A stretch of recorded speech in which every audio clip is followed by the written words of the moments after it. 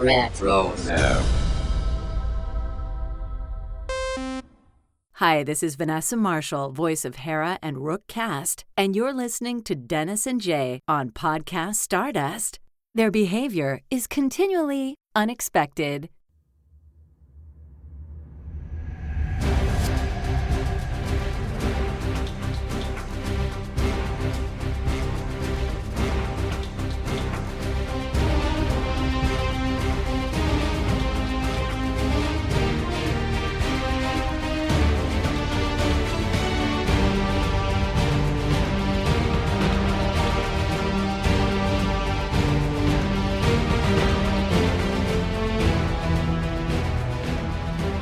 Welcome to Podcast Stardust.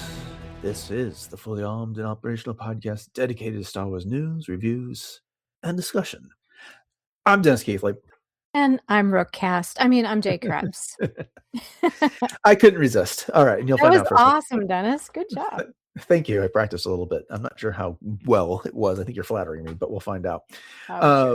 Well, we're going to wrap up this week with a look at some recent Star Wars news. But before we get into the world of Janix, can you remind everybody where we can be found on social media? Sure. And you don't even have to go to the underworld to find us. We are on Facebook and Instagram at Podcast Stardust. All right. The dish is aligned. The signal's boosted to maximum output. The shield is down. We are now broadcasting to the galaxy. So, Jay, it's crazy. Just like last week when we were getting ready to do the news and that representative from Lucasfilm called me up and said, hey, are you guys going to be recording soon? Okay, wait 15 minutes so they could get out the whole transition news. Yeah. Yesterday, I'm sitting here writing notes for the news, and all of a sudden he calls up again and he says, you're all recording tomorrow, right? And I'm like, yes. He goes, you mean it tomorrow? And I said, yeah, absolutely. He goes, like, good, because you're about to see some news about Maul. And I was like, well, I'm there for it, man. Of course, none of this happened. But I love playing around. I love this. Yes. And I am just so thankful that we've had 2 weeks in a row where the major breaking news has come out before we recorded that week. I know. So I wonder what's going to happen next week. But I know our stars have been very much aligned for us. So I'm almost, thinking, wow, there's got to be a third thing in the trifecta here, right? Either that or we're pushing our luck way too much. One of the two. So we're definitely waiting until Thursday, like we usually do next week. But so we've been teasing it, and I'm sure everyone listening already knows what we're ready to talk about, whether it was my lousy imitation or not. But we got the teaser trailer for Star Wars Maul Shadow Lord released today. And again, we're recording this on the 22nd. They teased the teaser yesterday on social media. And I don't know about you, Jay, but I've seen some fake trailers for Maul Shadow Lord. And so the first time I was scrolling through social media and there was something about this Maul thing coming up, I did not believe it was real for like a second until I kept scrolling. And then the same thing came up under another account. And then I was like, I actually noticed it was actually the Star Wars account. I was like, oh, yeah.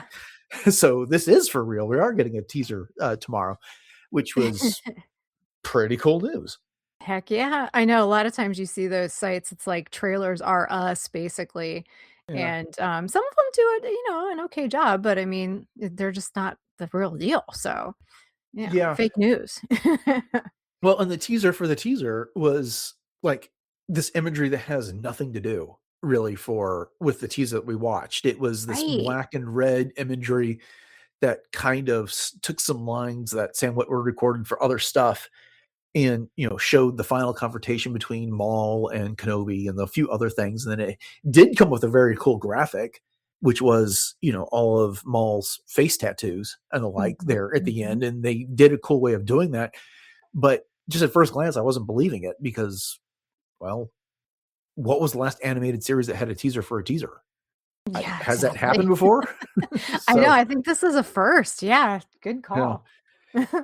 So at any rate, the teaser dropped today, and along with some other information about this show, and some of this imagery was shown at Star Wars Celebration Japan last year, and I've seen very fuzzy versions of it, but it was really cool getting the regular res version of this. Before we get into the specifics, what did you think about this overall? Oh, the teaser itself is just absolutely phenomenal. I mean, there's so many things that we can unpack here, but it's really delivering on that kind of, crime noir feeling. And just the fact that, we knew that there was going to be this tie-in comic, but this is so like so well tied in Hmm. that it's just absolutely incredible. And I just I love Maul so much in these because he's like oddly refined chaos demon. Yeah. You see him as we go through this. Obviously, the first thing we see is him serving up tea. So, it's like you can't do the dark side justice unless you have a proper steep time to your tea kind of thing. So, I Yeah. love that about him. Shortly before we jumped on the mics, I showed this teaser to Beth and Alec, and they watched it. They were both excited about it. But Beth turned to me. She goes, "So who are we supposed to root for in this one?" I love that. I was like, "That's a good question. I'm not entirely Yeah. certain about that, but it kind of strikes me that it is something like, well, I mean, we do know there's Maul setting up his criminal underworld or the next version of his criminal underworld, but it's Mhm. kind of like the gangster movies that we have. These aren't really good people, but they are our protagonists, so you end up rooting for them, or that's the side you're pulling because you get invested in their story. So I kind of feel like that's where we're going with this. Oh, yeah, absolutely. Well, that's just like some of the other, um, kinds of books and things that we've had from Darth Maul before. Which one was it when he was in the jail and, he had to it was, oh, Lockdown. shoot, Lockdown, yeah, and of Yeah. course, he's this horrible, horrible person, but yet you're rooting for him to do all the things. So, I love that Beth pointed that out. Yeah, the book that this reminded me of was the Shadowhunter one, where it Yes. takes place right before the Phantom Menace, and he's tracking down the underworld smuggler guy down on his luck, who's got the holocron information and all that stuff like that, and he tracks him all across Coruscant. And so there was moments that show up in this trailer, and I'll try to remember to address some of those as we go through it, that remind me of scenes from that book. And so that was kind of exciting because that was such a underrated book. It was so fast paced, action from start to finish.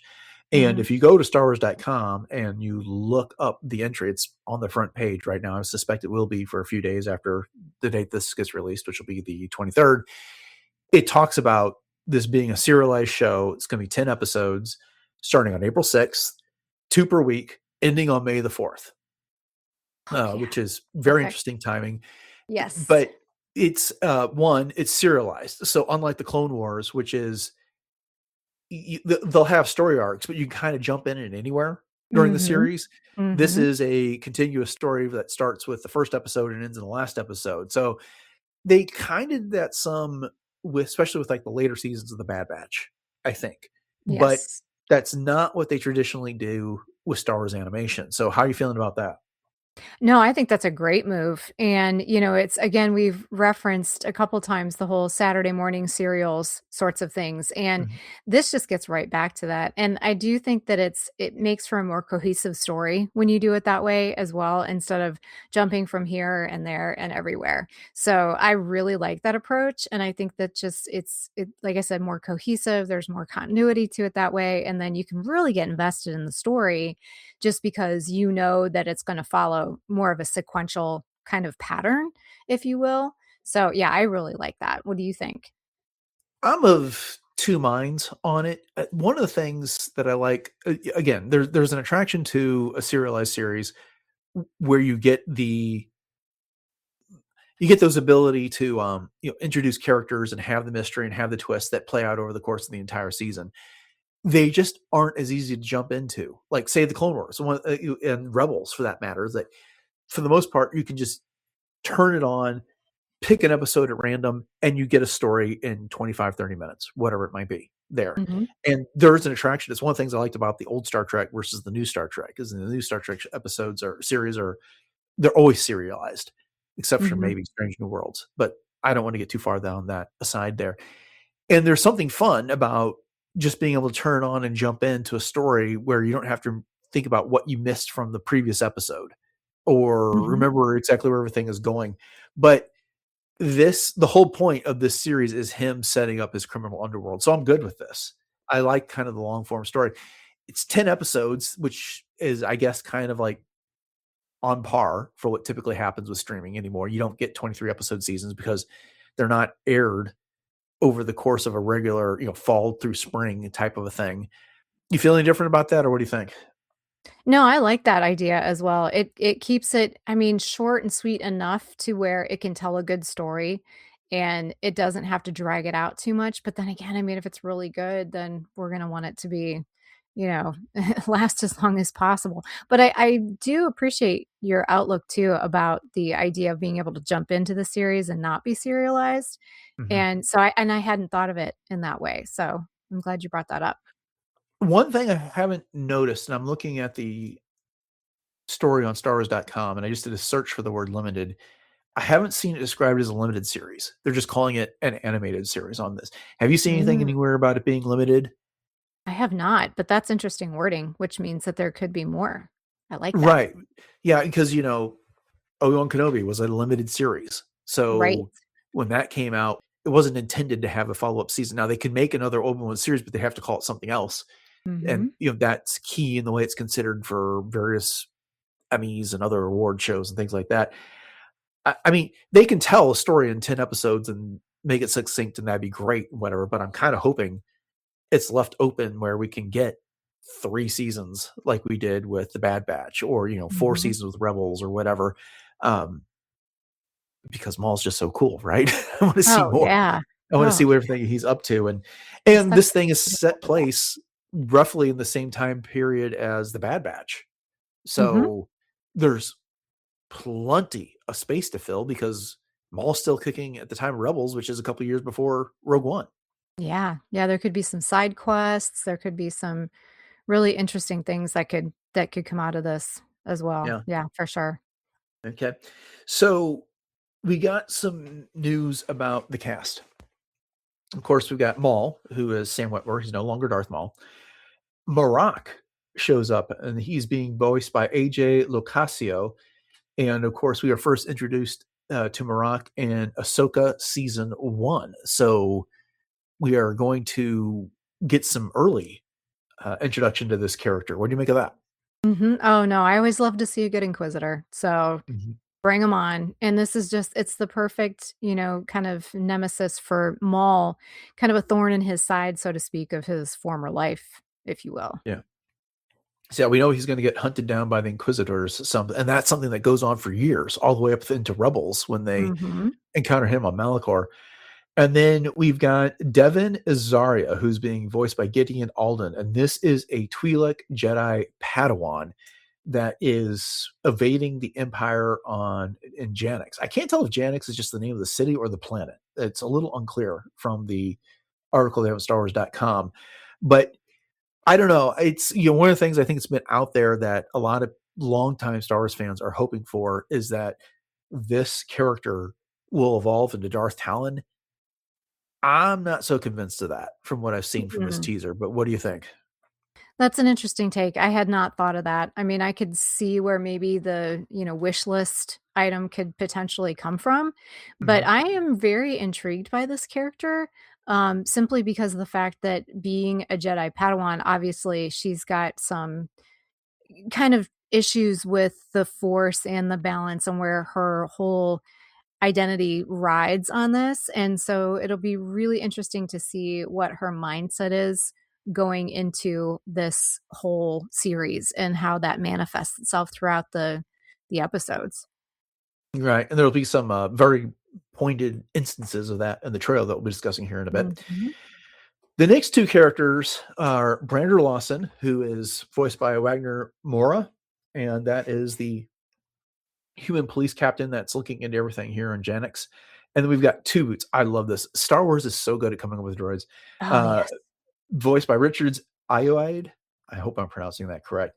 The droid's name is really 2B0T. So you can see how they come up with Two Boots. But it's the droid partner to Brander, very loyal to Brander, is how it's described on StarWars.com. And the notable feature is his attire selection and the fact that he wears two boots. So very on the nose. But these are the characters that are going to feature in the prequel comic. They did make mention Mhm. that, and we kind of speculated about this on the news some weeks ago, that we weren't certain that the comic was actually going to have Maul in it. It's going to be these two characters maybe sniffing around the fact that Maul's maybe shown up or something like that. And they seem to kind of confirm that in Mhm. this story. But what do you think about these two? Oh, I'm super excited. And you hit it right on the head when you said Star Wars just does such a great job with the droids. And I mean, as far as like the gumshoes go, Mhm. I mean, this is just perfect for that with the detective and the little sidekick. And oh yeah, I'm looking forward to it. All right. So the next character on the list is Master Iko Dio Daki. Say that 3 times fast. But it is being voiced by Dennis Haysbert. Awesome name. This character, it hasn't been specifically identified. It doesn't have a databank entry on StarWars.com. Maul, of course, has one. Marak is there. Devin, Azaria, Brander, and Two Boots all got entries over on the databank. But this character, I'm assuming, is a Jedi Master, and it's kind of a frog reptilian type looking character that shows up in the trailer. I'm assuming is this character Mhm. here, Mhm. because we do see this character using a lightsaber and using some force powers throughout, and just kind of seems to be checking everything out. I don't know how much there is to say about him based on what we know, but what are your initial thoughts? Oh, again, just intrigued. I'm drinking all of this in and just trying to file away all of these little details so that way when this does premiere, I can just be looking out for them and just sort of keeping an ears and eyes wide open kind of perspective. So I don't know that there's too much to speculate at this point, but just very cool. I mean, just a All right. cool character. So we got 5 more characters to discuss. I'm going to take them out of order, and I suspect you know why. But Yeah, the next one is Luti Vario, who's being voiced by Chris Diamond Topoulos. I have no idea who this is. Do you have any insight? I do not at Okay. all. And then we've got Riley Lawson, again, an unknown to me, voiced by Charlie Bushnell. Mhm. Spybot, so I'm guessing another droid of some sort, voiced by Star Wars veteran David W. Collins. So that's pretty cool. Nice. Yeah. Icarus, very pointed name. They like to lean to Yeah. mythology names and stars at times, voiced by Steve Bloom. So the voice of Zeb coming back to do some work for animation. That's pretty cool. Very cool. And then the one I think you and I are probably going to be super excited about is that Rook cast returns, voiced by the one and only Vanessa Marshall. Yay! One of our favorite people in the whole world. Yeah, it's funny. The first 2 times I watched this trailer, I didn't catch on to that she was in it because we always get images from her from behind. But then when Yeah. I read the article, it's like, wait a minute, she's in it, and then it jumps out to you when you watch the Oh, trailer yeah. that that's in fact Rook Yes. cast. You can even hear her say something, I think, over the course of the trailer. But I am so happy for Nessa that she keeps getting Star Wars work. There's no one more. I say that Sam Witwer is super deserving of Star Wars work, but she's on that same plane as Oh, him. for sure. These people who are so good to the fans, so interactive with fans, love Star Wars, have varying levels of encyclopedic knowledge on it. And Mhm. I remember when Rebels was first being introduced to Star Wars audiences, and she was going to cons and stuff like that, and just how much she talked about how excited she was about Star Wars and how much of a fan she was and how much Star Wars attire she had and how she would just randomly come up to people and start talking about Star Wars. She's always been very good to us, whether it's been Podcast Stardust or Starship Savers and Scoundrels. When I've talked to Mhm. her at conventions and things like that, A+ human being. And so I'm really excited to see that she's being included in this series. Oh, for sure. And I mean, there's no one more deserving. And I have to say too, if you out there have not listened to Pot of Rebellion yet, that Vanessa does with the cast of Rebels, it is fantastic. Yeah. And they just relive all of the different, Rebels episodes, and they get really into like the deep dives and the behind the scenes and all kinds of things. But yeah, I was just tickled pink for Vanessa that she is once again back in Star Wars and in the role of her cast. So yay. And I guess we should back up. people may not remember who Rookcast is, and that's one of the Mauldalorians that was Yes. part of his episode. Part of his effort to take over Mandalore back during the Clone Wars, and then of course in the Son of Dathomir comic that followed it. So yeah, that was pretty cool. And of course, whenever you listen to the bumper that we do at the beginning of the show, where Vanessa provided that, she always introduces herself as the voice of Hera and Rookcast. So Mhm. that's where that character comes from. So I'm Yeah, glad. Again, I'm repeating myself, I know, but I was really glad to see that she's being included in this. That's really pretty cool.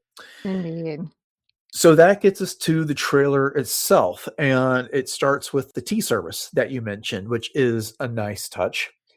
And we get this voiceover from Maul, and it's kind of broken up over the course of the entire trailer, but there's three main parts. So I'm just going to read them individually as we kind of come across them. But the first part says, he says, "Times have changed.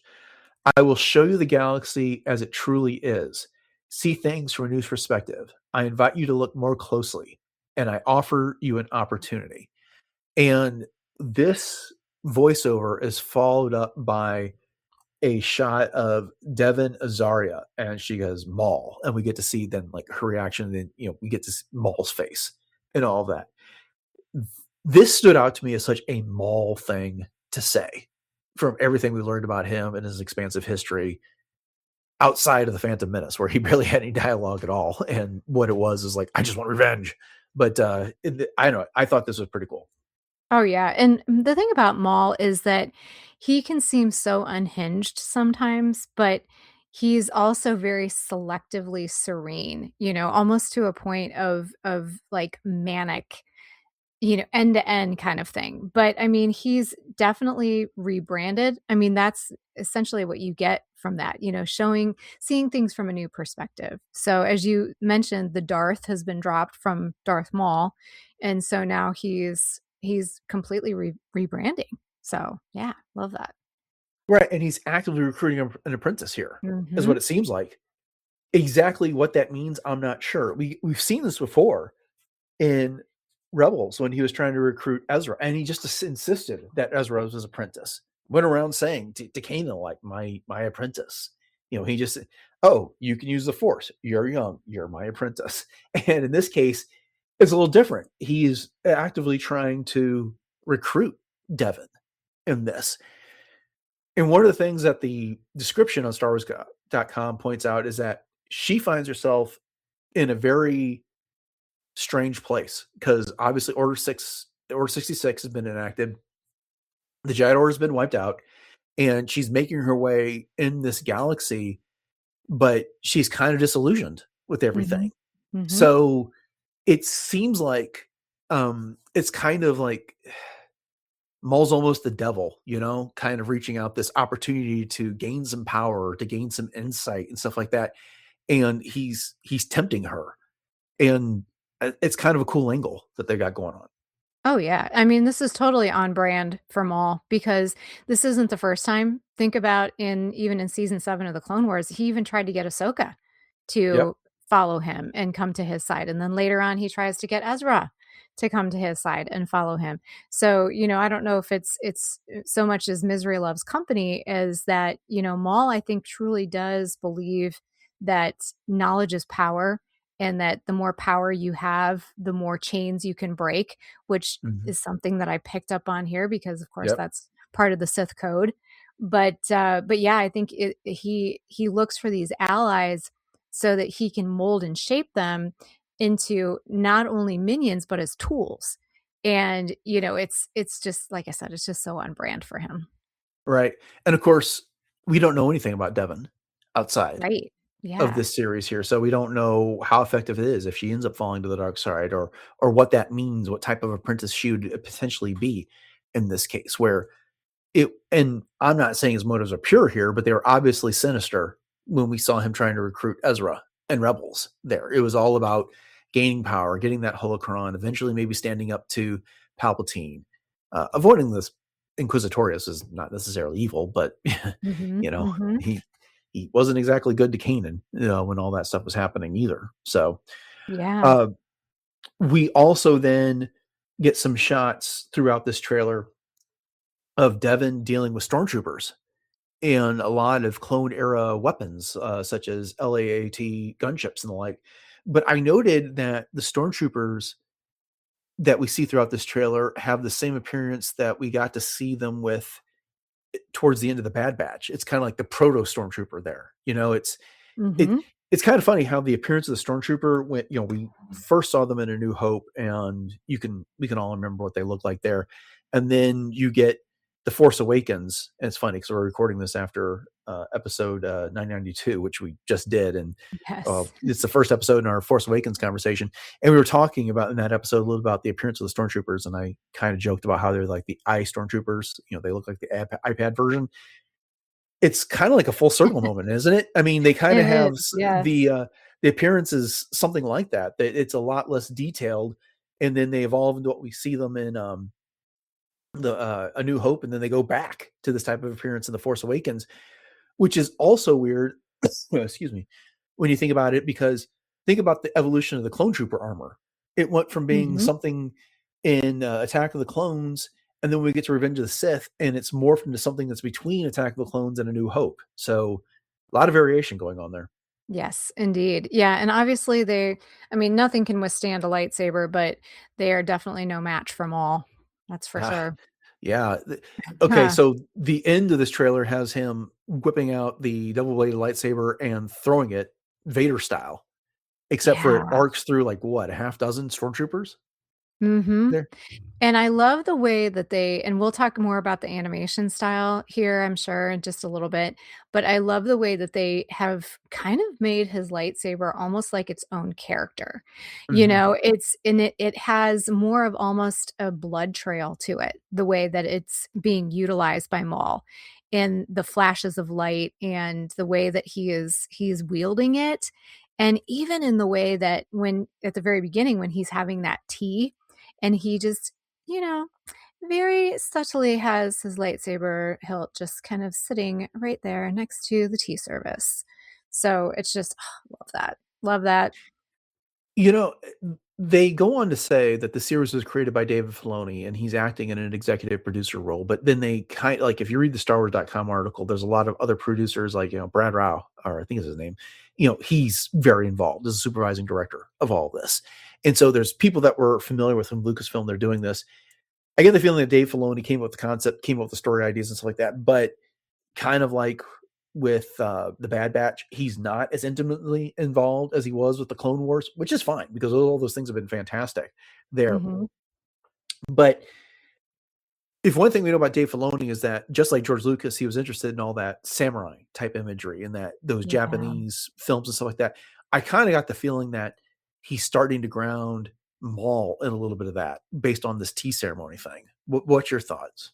Oh yeah, for sure. And that's the thing. Even in the article, they talked a little bit about that, about how Sam Witwer had just witnessed or been through a Japanese tea ceremony. And so it was something that was being integrated into that. And so, oh, yeah, there's so much culture and so much history and everything integrated into Star Wars. And I'm so happy and tickled that it's continuing to do so. And that's just an aspect of the lore and of the creative aesthetic of Star Wars that's always just been part of its DNA.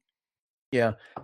And it's really cool because on the one hand, Maul as the savage attack dog from the Phantom Menace was pretty cool, but really creating this evolved character is also cool. Um, Mhm. so I like what they've done with him here. Uh, we get a number, as we were just talking about, we get a number of images of Rick Cast. At one point, we get her from the back talking to Maul, and then later we get to see her using her flamethrower from her gauntlet, a la Jango Fett, which is pretty cool. Mhm. Mhm. And like I said, she says something over the course. I swear I heard Vanessa Marshall's voice saying something, but off the top of my head, I can't remember what it was, and I failed to write it in my notes. So there we are. But number of shots of Brander and Two Boots throughout this, but not a lot to go by other than he's clearly investigating what's going on. At one point, he's looking at a hollow image of Maul, and he's looking at something on a screen that talks about how Maul is wanted. Um, did you come away with any insight on them or any thoughts? Not really. I mean, other than just the fact, like I said, that they are really gonna be integral characters in the show as well as in the comics, and I'm really excited to see how their dynamic plays out in this whole thing, but obviously takes his job very seriously. He's very intense about this Right. whole thing, so yeah. I'm looking forward to that prequel comic. I think that should be interesting. It's coming out in March, so I'm gonna have to remind myself to put something on the calendar to check it out before it comes out and get some little backstory on these characters. Another line that's delivered, or series of lines that I've put together, is that Maul says, "We have all been made to suffer. We survive, but do not live." Uh, I don't know how to phrase it, but that does seem like deliciously Sith Survivor. Oh, what, yeah. what did you make of that? Oh, yeah, and again, it's totally on brand, and it's just so great. The whole thing is based around, like I said, that rebranding that Maul is Mhm. going through, and just the evolution of, where the genesis of Crimson Dawn comes in. It's so great. Love it. Yeah. But it's just that this notion that, suffering is something that the apprentices frequently do with the Sith, right? It's that they are kind Mhm, of at the mercy of their masters, and then they mhm. suffer, and then they survive, and eventually they become more powerful, and they take over for the master, but they've not really done any living in the process. They've been molded Right, this entire time, right. and now he's been discarded as an apprentice, a Sith apprentice, and he's still part of this galaxy. I think he's speaking to the galaxy at large, right? Oh, Because there's yeah. so many worlds that have been subjugated. They're suffering. They survive, but that's all there is to existence, is just the survival and getting from one day to the next. They're not actually living. So it's a very insightful line, and I'm a little more interested to see how that shows up, if it shows up over the course of the series. Mhm, me too. And it just speaks to Maul's entire mindset and MO, in this whole thing, in that what he sees for his future going forward and just really seizing that brass ring kinda thing. Mhm. And yeah, it's so good. So then the final line that he's got, and as soon as I heard this, is like, oh, Jay has got to be salivating when he says, "Chains can be broken and empires can be shattered." Shattered. Yes. I mean, my chains are broken. Part of the Sith code, right there. Uh-huh. Uh, I mean, how loud did you scream when you heard that? Oh, for sure, especially because, we're getting ready to once again jump into our whole Darth Bane book series, and I'm just so, so stoked for that, so stoked for that. But yeah, I definitely was like, "Yes!" That is Hmm. so great, so Yeah. prophetic. And then we get images of Marak. And okay, what is the name of the other Inquisitor? It's escaping my mind. The one that kind of has the Raven type mask, the Plague Doctor type. You know what I'm talking about? The Mm, one that mhm. Ahsoka destroys or defeats at the end of Tales of the Jedi. Oh, shoot. We often said that it could be oh, I can't think of it right now, right off the top of my head. Oops. I'm blanking. This is why I'm not good at Jeopardy. We would have to look it up. I'm looking it up as we speak. Let's see if we can find this out. Didn't mean to put you on the spot, No, you're but good. let's see. Huh. Okay. Well, according to IMDb, it's just Inquisitor. Clancy Okay. Brown did the voice. So there we are. At any rate, so that Inquisitor shows up again, and so has a history with both Maul and Ahsoka, which is kind of fascinating in that regard. And so, yeah, some fight scenes. And so, the thing is about that is that when we meet Maul in Rebels, he's there on Malachor, and the Inquisitor, when they discover the Inquisitors, that he's there, they're very interested in potentially taking him down. It's kind of like it'll be a feather in anyone's hat that manages to do so. So Mhm. yeah, I and think then Maul looks at it as a challenge though, almost like, "Oh, you've sent your minions after me." and I think that's the exact right way to put it, Jay, is that he Mhm. minions. I don't think he takes these people seriously. I don't think No, he's he concerned about doesn't. any of them when Well, it comes down and to it. Maul is like he's like a cat in a lot of Mhm, ways, and we've oftentimes referenced and likened him to a cat, and I think that he sees these inquisitors kind of like, little balls of yarn, "I'll just play with you for a little while. You don't really mhm. pose a threat." Yeah, and then there's a lot of other scenes that pop up here, and I'll ask you if there's anything else that stood out to you in just a second. but I loved how we had those subtle themes from Duel of the Fates that showed up towards the Mhm. end of the trailer. Did you catch that? Oh, yeah. Now who is doing the music for this? Is it Kevin Kiner, or is it one of the Kiner Music, family, now that his The kids collective, such as they the are. Yeah. collective? Yeah, yeah. Do we know? I don't know, as a matter of fact, but since I am trying to look at the IMDb page, I will see if it tells us here. Let's see, Okay. all cast But and yeah, crew. while you're looking, no, I appreciate that so much because it is, like you said, it's subtle themes of Duel of the Fates. So I think that that's an important aspect to think about if you're looking at the symbolism of that, in that it is a transitionary period for Maul. And again, it's kind of, I mentioned the rebranding kind of thing. So it's still, the shadows are kind of still there, but he is, moving his way into his own little identity. Yeah, unfortunately, IMDb page does not have the music credits available yet. All it has is sound, animation, art, and the like, but Mhm, mhm. and legal, but they can't tell us who did the music. So, Interesting. well, it just may not be out there, and maybe we'll get teased with that as we get closer to time. So that is, I think we've hit most of the highlights of the trailer, and it's just something you definitely need to go back and watch. But before we move on, is there anything else that stood out to you that you want to touch on before we wrap it up? Well, one thing that I really loved is just the animation style. One, it looks absolutely fantastic, but I love the cinematography that they used for this, and they talked about doing brushstrokes on Yeah. glass and then other physical elements, and that takes me back all the way to thinking about a lot of those original paintings that were done for the sets and things, even for A New Hope. And so I thought, "Oh my gosh, like, is this something that is going to be kind of the future, or is this something that's already been used?" And I just love the look of this. It's just beautiful. It does look painted in a lot of ways. And it reminds me a lot of Rebels in that way too. I mean, there was a lot of landscapes and things that look like they were painted. So I don't know if Rebels used some of the same sorts of filmmaking methods or whatnot. But it seems like they're really getting back to old school with this, and I'm so here for it. Yeah, the map painting that they were talking about in the Yeah. article on stars.com, that was pretty cool. And the other thing they mentioned there is the they wanted to make like the faces, especially when they're talking, a little bit more liquid and fluid than what they've seen. Mhm. So what's cool is that we got the Clone Wars, which was groundbreaking for what it was, and then we got Rebels, which kind of just did a different style. So I'm not sure necessarily advanced a whole lot, with the exception of maybe lighting to the animation. Then it was, we're going to skip over Resistance because that just doesn't fit.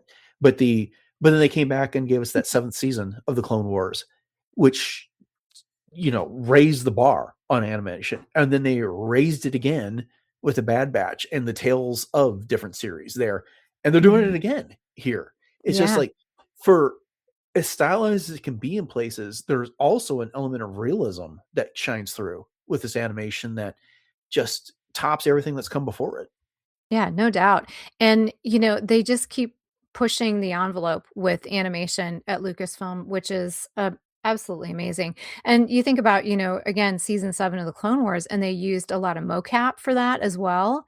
And I'm Mhm. wondering if they did any of that, if that just hasn't been revealed yet for any of the episodes at all, or if these are just all completely, the matte paintings, canvas, brushstrokes on glass, all of the things.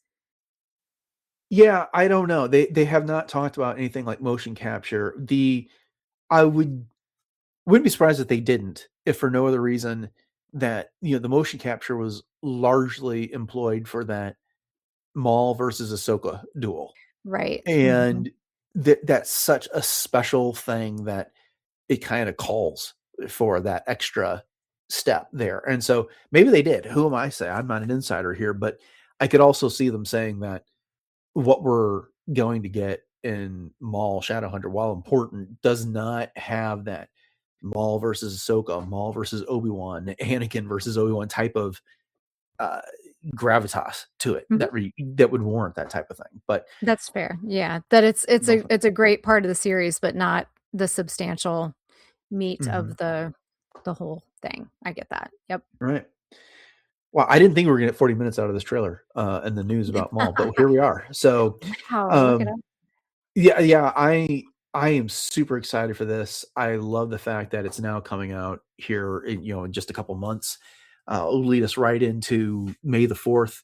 Kind of makes me think that maybe we aren't going to get a Tales of series for May the 4th this year, which, okay, that's fine. I mean, if I get Maul Shadowhunter in its place, I'm good with that.